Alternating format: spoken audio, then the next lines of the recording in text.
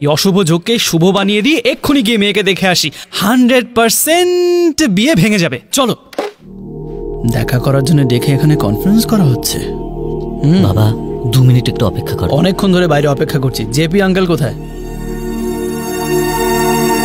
নমস্কার দাদা। স্যার, বাবা আমাকে আপনার মেয়েকে দেখতে আসতে বললো, কিন্তু বাইরে কেউ বললো এখন অশুভ যোগ চলছে, আসলে ফেরার তাড়াও আছে। তাই মেয়ের সঙ্গে দেখা হবে নাকি ফেরত চলে যাব? কি করে দেখা করবে? ও তো এখানে নেই। মানে আমি তোমায় বলছি বাবা, উনি আমাদেরকে সাহায্য করবার শাস্তি পেয়েছেন।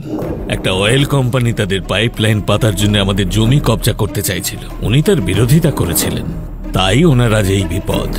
আমাদের ভয় দেখানোর জন্য ওরা রোজ নতুন নতুন উপায় বার করছে, কিন্তু উনি হার মানেননি। যখন ওদের কানে আপনার এখানে আসার খবর গেল, তখন ওরা ওনার মেয়েকে কিডন্যাপ করে অবুল মণ্ডলের কাছে রেখে দেয়। আর এই কথা দেখো বাবা, এই সম্বন্ধের কথা আমরা এখানে শেষ করে দিই।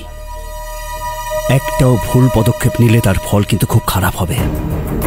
আমাদের শত্রু সাধারণ কোনো লোক নয়, ও কোনো আইনই মানে না। প্রাণ নেওয়া ওর কাছে বাঁ হাতের খেলা।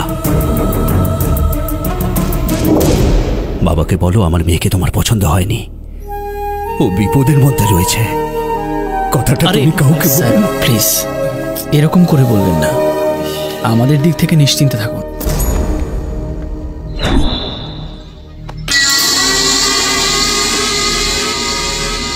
স্যার, রিপোর্ট কি?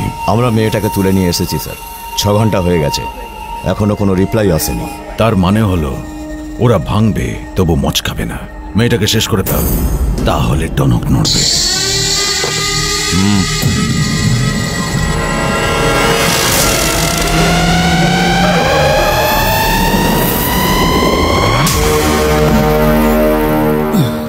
কাকু, আমাকে মাতাল মনে হচ্ছে না তো? 7-8 পেয়ে কেউ মাতাল হয় নাকি?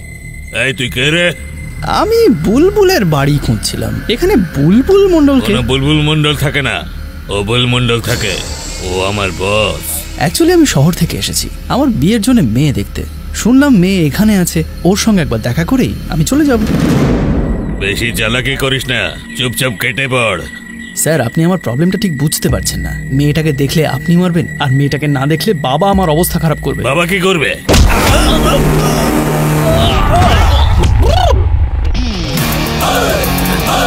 সবার আগে তো বাবা আমায় এভাবে থাপ্পড় মারবে। হ্যাঁ? এত রাগ? বাবার সঙ্গে উঁচু গলায় কথা বলিস?